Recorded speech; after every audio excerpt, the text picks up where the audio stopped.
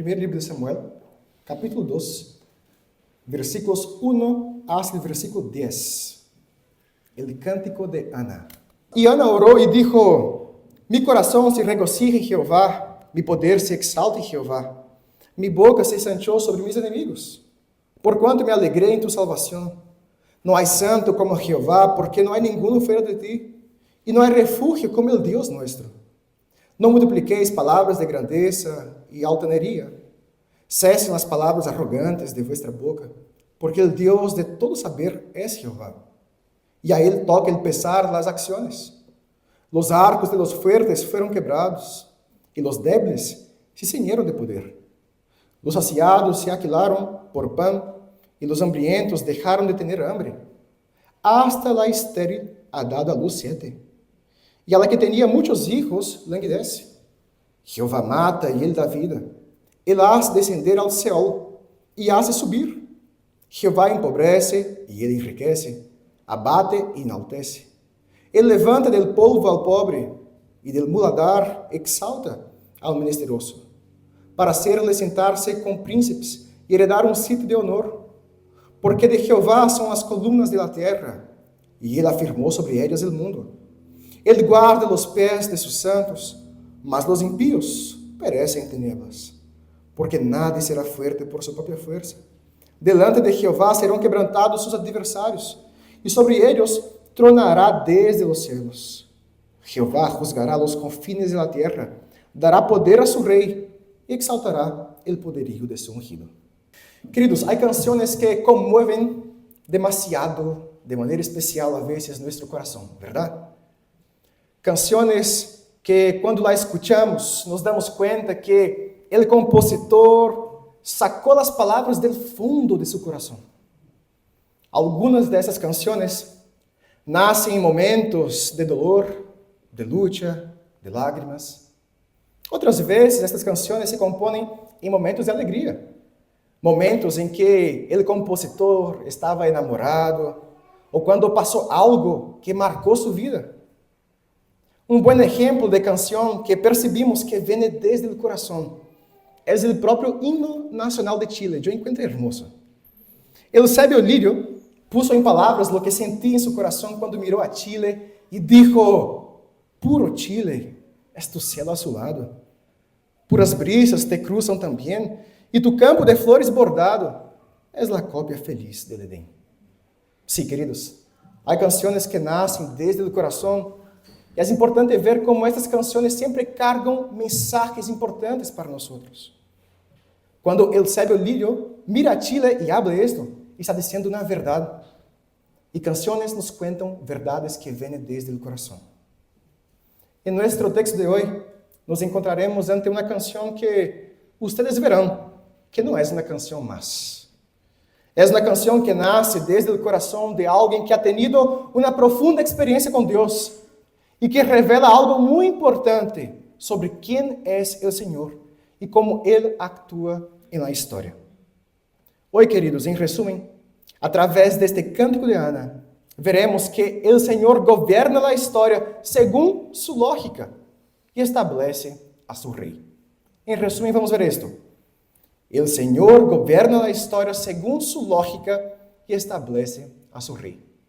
Veremos esta verdad hoy día en 3 partes. En primer lugar, hermanos, veremos que ¿quién es el Señor que gobierna la historia? Y esto vemos en los versículos 1 hasta el versículo 3, y tú puedes acompañar en su Biblia. Hermanos, el domingo pasado nosotros vimos a una mujer llamada Ana, que estava derramando sua alma ante o Senhor por el dolor de não poder ter hijos. E Deus escuchou esta oração. Abriu su vientre, Samuel nació, e unos años más tarde, Ana cumplió la promesa que había hecho de entregar este niño de manera integral ao Senhor, para que ele pudiera servir ao Senhor durante toda sua vida. El capítulo 1 termina dizendo que depois de entregar su hijo allí, en el tabernáculo, Ana adorou a Jehová. E é precisamente em este momento quando começa este cântico. Isto é muito interessante, hermanos, porque este cântico no surge cuando Ana recibe a su hijo. En este momento de alegría que tenemos, de la llegada de un hijo, sino cuando ella lo entrega.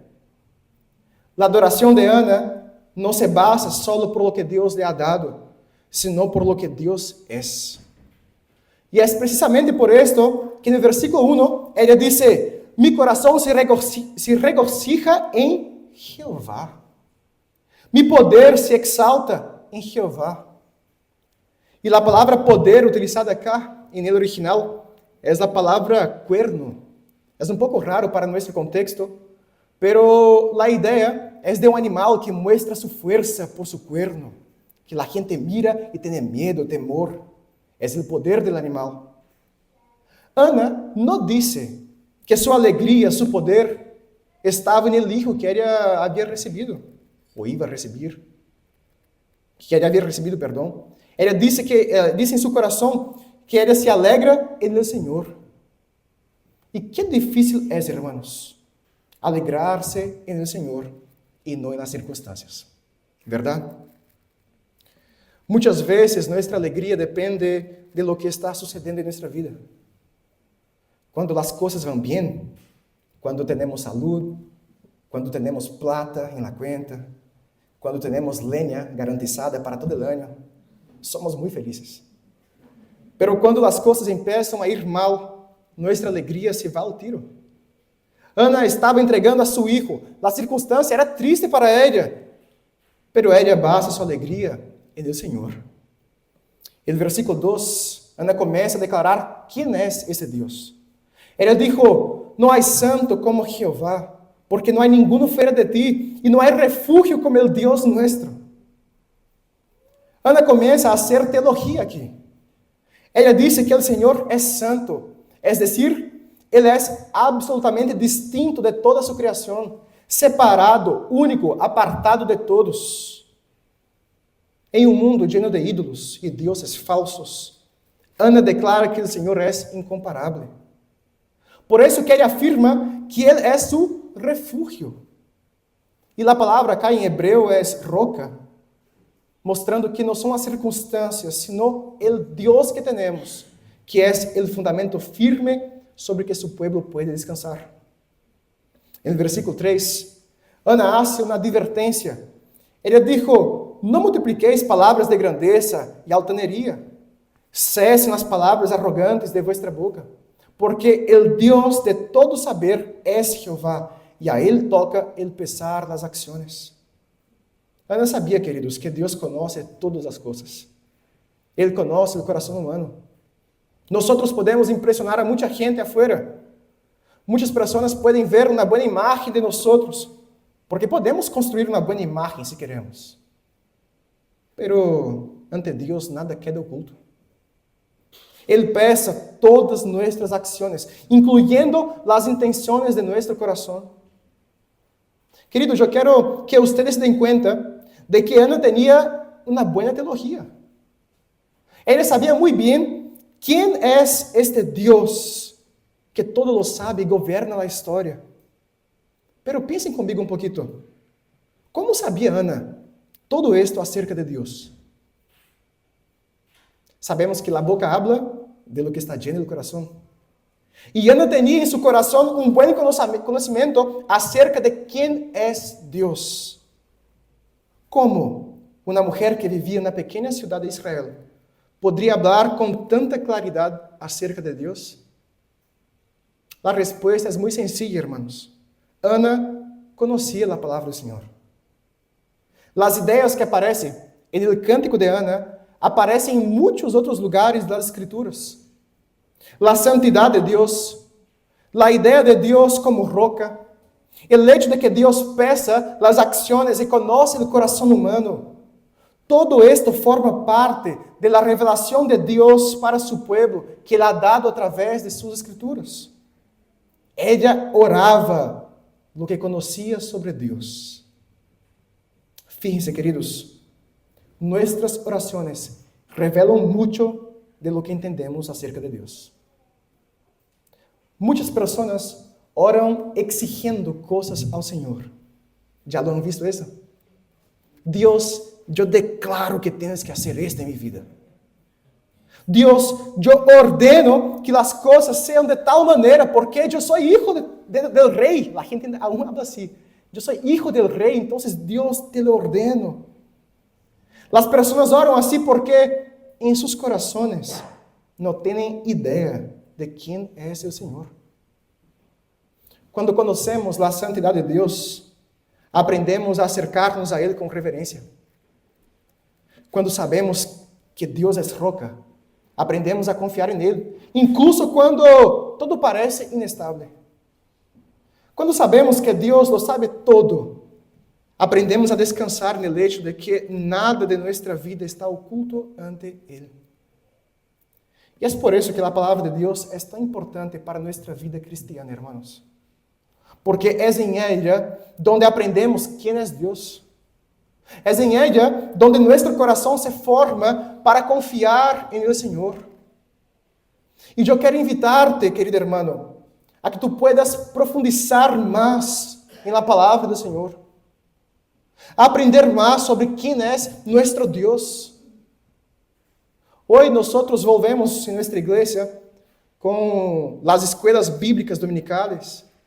Un excelente momento para que tú puedas aprender más sobre quién es el Dios que tú vives por Él, o entonces dices que vives por Él. Que tú puedas participar de los cultos junto a su familia. Aquí nosotros somos doctrinados por la palabra del Señor.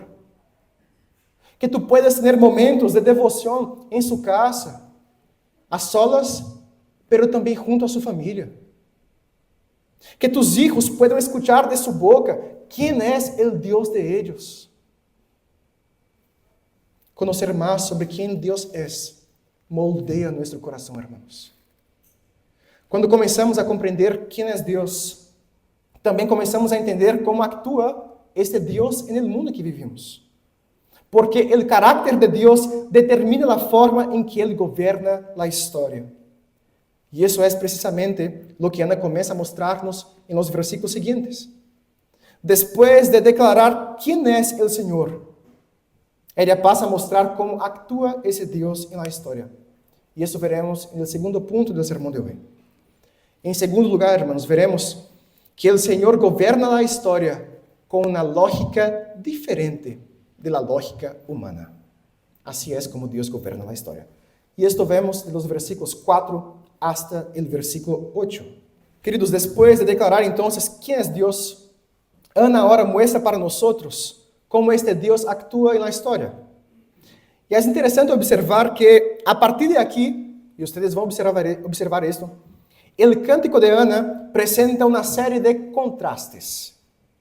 Ana comienza a describir situaciones completamente opuestas, como si estuviera pintando un cuadro en el que lo que parecía estable será derribado y lo que parecía débil será levantado. Ana nos muestra que la forma en que Dios actúa en la historia no es según la lógica humana. El versículo 4 comienza diciendo: los arcos de los fuertes fueron quebrados y los débiles se ciñeron de poder. En aquel contexto antiguo, hermanos, el arco era una de las armas más importantes de la guerra. Hoy día hay un montón de mísiles y otras cosas, pero en aquella época los arcos eran muy importantes. El arco representaba fuerza militar, poder, seguridad. Un ejército que contaba con arqueros fuertes siempre tenía ventaja en las batallas. Pero Ana dice algo sorprendente, que los arcos de los fuertes se rompen. Lo que parecía garantizar la seguridad simplesmente se rompe. Lo que parecía dar estabilidad desaparece. Y al mismo tiempo, los que eram débiles ahora se fortalecem. Observen, queridos, como esto desafia profundamente a forma em que estamos acostumbrados a ver nosso mundo. Normalmente pensamos que os fuertes sempre permanecem fuertes e que os débiles seguirão sendo débiles. Pero Ana está dizendo que em las manos de Deus, estas coisas podem cambiar por completo. Deus não está atado a las estruturas humanas. Deus não depende de las fuerzas que el mundo considera decisivas. El versículo 5 continúa con este mismo movimiento. Los saciados se alquilaron por pan y los hambrientos dejaron de tener hambre. Aquí Ana está hablando de provisión. Los que antes tenían abundancia, ahora tienen que luchar por comida. Mientras los que antes vivían en la miseria, ahora pueden vivir en abundancia. Fíjense, una vez más, en cómo inverte la lógica humana.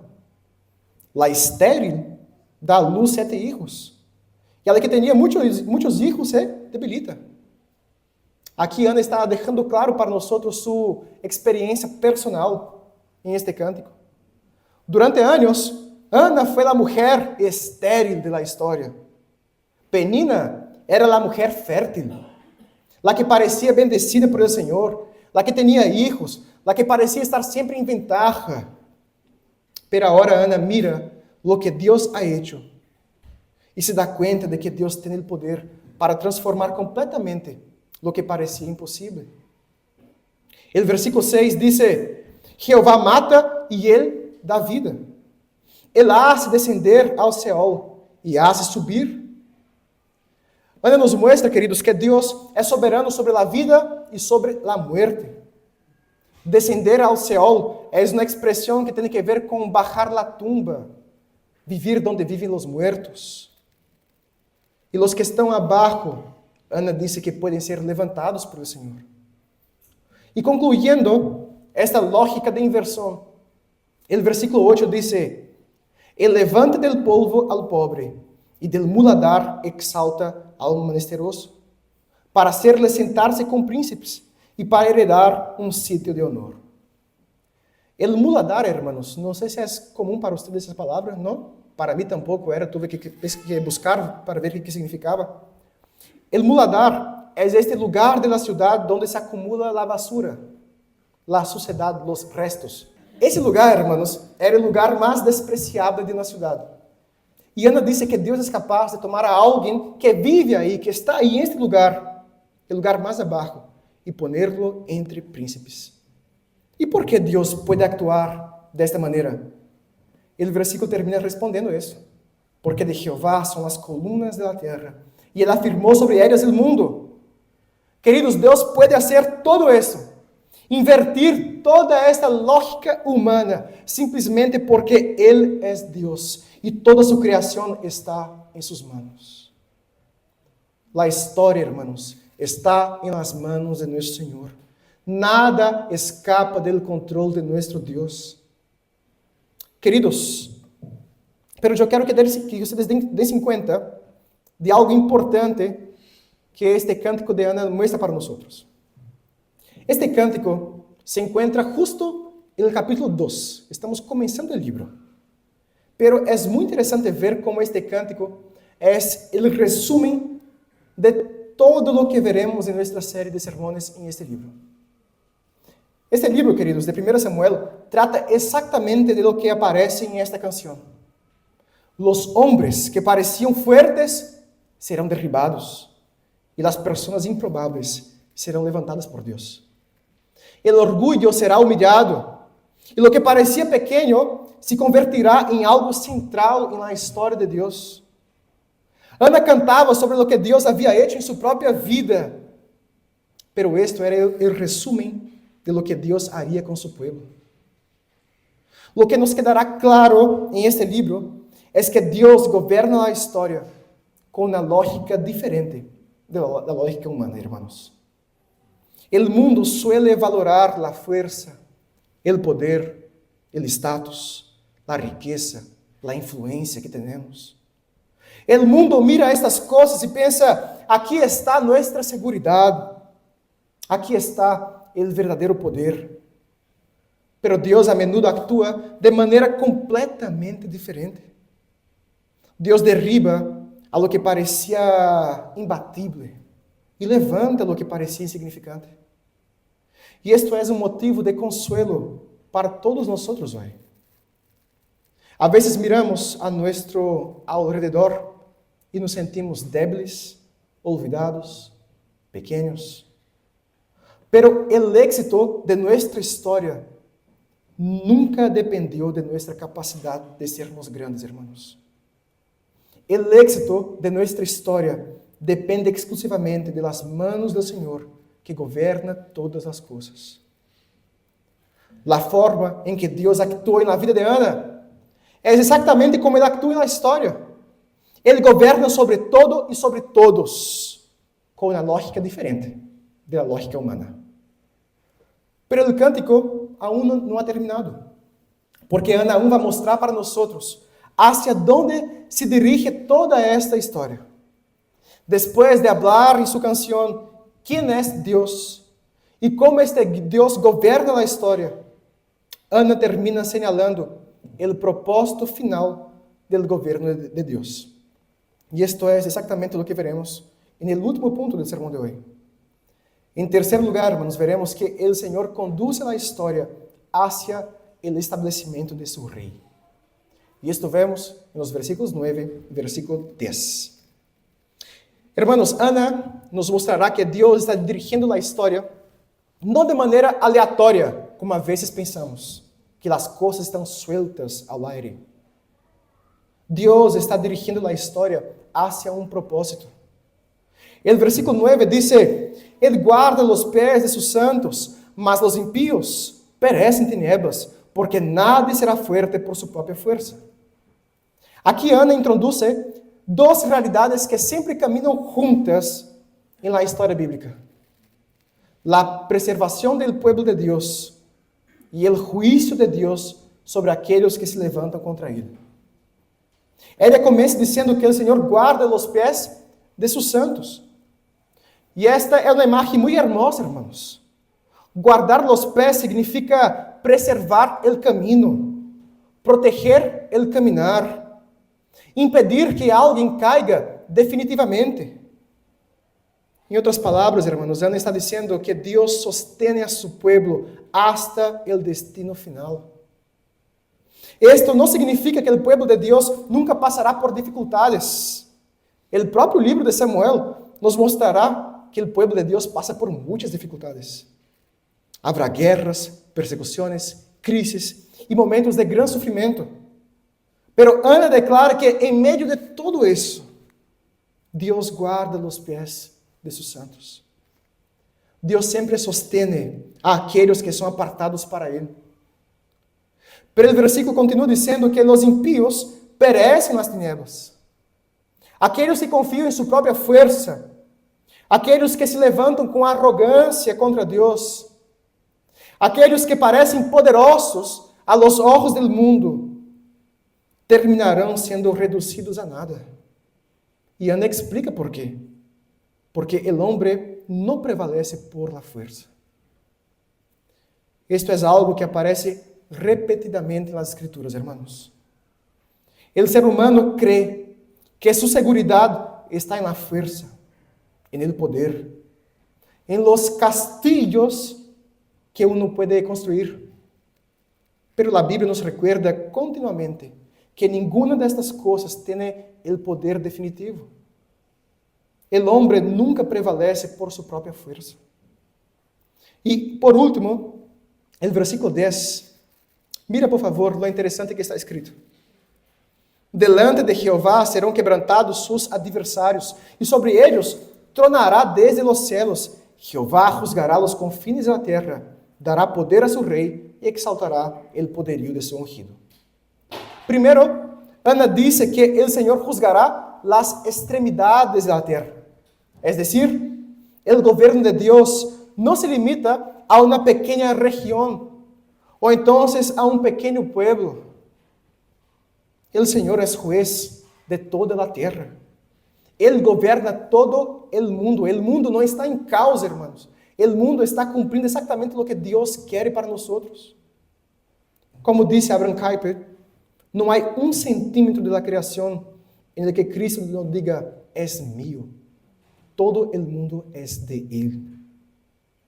Pero luego, Ana termina dizendo que Deus dará força a seu rei e exaltará o poder de seu ungido. Fíjense em lo interessante que é isto, queridos. Quando Ana canta essas palavras, Israel aún não tem um rei. Vocês se acuerdan do sermão passado que o povo estava vivendo no período de los jueces. A monarquia aún não se havia estabelecido. O rei Saúl aún não havia aparecido na história. O rei Davi aún não havia nascido. E, sin embargo, Ana habla do rei de Deus e do ungido do Senhor. A palavra ungido aqui é a palavra hebrea Messias. A mesma palavra. Ana está dizendo que Deus levantará um rei, um Messias, através do qual estabelecerá seu governo. E é interessante observar que esta expectativa de um Messias que vendria não desaparece na história bíblica. Ao contrário, a lo largo das Escrituras, esta esperança se repite uma e outra vez. Esta esperança de um futuro Messias é cantada, é esperada por el pueblo de Deus, hasta que em um momento determinado de la história de la redenção, e no Novo Testamento, encontramos a história de Maria, queridos. Uma jovem que também começou a cantar quando se deu conta que Deus estava cumprindo suas promessas. Se acuerdam dessa história, do cântico de Maria? Quando ela recebe a notícia de que dará a luz ao Salvador do mundo, seu coração explota em adoração. E ela canta um cântico que é conhecido como El Magnificat. E quando lemos o cântico de Maria, em Lucas capítulo 1, nos damos conta de que a lógica do canto de Maria era exatamente a mesma em que encontramos aqui no cântico de Ana. Maria disse que Deus derriba a los poderosos de seus tronos e exalta a los humildes. Maria disse que Deus llena de bienes a los hambrientos e despide vacíos a los ricos. Maria está cantando, hermanos, a mesma verdade que Ana havia cantado muitos anos antes. Essa mesma lógica que parece para nós uma lógica invertida. E esta lógica invertida, queridos, alcança seu ponto mais alto da história, e no nascimento do verdadeiro ungido de Deus, Jesucristo, o Messias, como cantamos hoje.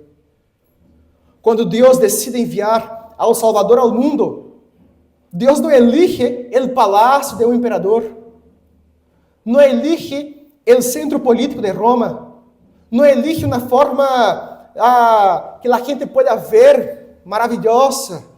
Deus não elige uma família poderosa de Jerusalém. Essa é nossa lógica, não a de Deus. Deus elige a uma jovem sencilla de Nazaré, um lugar tão pequeno, insignificante, que mais tarde alguém diria, pode sair algo bueno de Nazaré? E é exatamente a lógica inversa para nós, o que Ana cantou. Deus levanta o que o mundo desprecia. O Salvador del mundo nasce em um pesebre, vive como um homem sencillo e muere em uma cruz. A los ojos del mundo, a cruz parecia uma derrota, parecia um fracasso, parecia o final da história, pero a lógica era outra. Era allí donde Deus estava realizando nossa maior vitória, hermanos. O cântico de Ana termina dizendo que Deus exaltará o poder de seu ungido. E isto é exatamente o que sucede. O despreciado que foi muerto en el madeiro ressuscitou. Estava humilhado, pero foi exaltado e entronizado como um rei. Jesus é o verdadeiro ungido, o verdadeiro Messias, através do qual Deus governa toda a história. E Deus sigue conduzindo a história hacia o reino pleno de seu Hijo, sem a presença do pecado, quando vamos ter novos céus e nova terra. O Deus que escutou o clamor de Ana, o Deus que levanta ao humilde e derriba ao orgulhoso, o Deus que governa a história com a lógica diferente da lógica humana, é o mesmo Deus que exaltou a Jesucristo aquele que foi humilhado, pero luego foi coronado como rei sobre todas as coisas. Nuestra esperança está em esto, hermanos. No en las fuerzas de este mundo, sino en aquel que reina por siempre. Se tu coração sabe de esto, se tu coração tem essa esperança, eu quero invitar-te a que tu puedas levantar hoje e, ao igual que Ana, vamos cantar ao Senhor com muita alegria.